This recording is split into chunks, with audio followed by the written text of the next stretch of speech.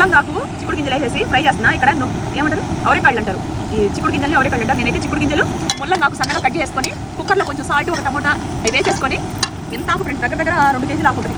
ఆకంతా కూడా కుక్కర్లో 2 ట్రిప్పులు ఉడికిచ్చేసుకొని చక్కగా ఒక్కొక్క ట్రిప్కి 2 విజిల్స్ అనమాట. ఎక్కువ విజిల్స్ వస్తే ఇది మెత్తగా అయిపోయింది.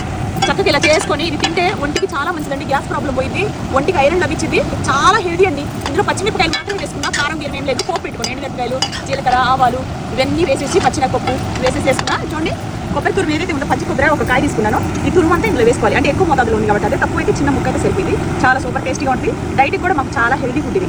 అసలు డైట్లో ఉన్నప్పుడు మాకు మేడం ఎప్పుడు ఆకుకూరలు ఎక్కువ మంది తినమని చెప్తారు. తోటకూర ఏదైనా ఆకుకూరలు మనకి అవైలబుల్లో ఏదంటే ఆకుకూరలు ఎక్కువగా మేము తినేవాళ్ళం అనమాట. సో ఒక పూటకైతే మనం ఒక కప్పులో ఇదిగో ఈ కప్పుతో ఒక కప్పు నిండా తినమన్నారని చెప్పేసి ఇంత తింటే అది డైట్ అవ్వదు. ఒక కప్పు నిండా తింటే నాకు కానీ మా పెద్దమ్మాయి కానీ మాకు ఈ మధ్యాహ్నం డైట్ అనేది కరెక్ట్ సరిపోయింది అనమాట.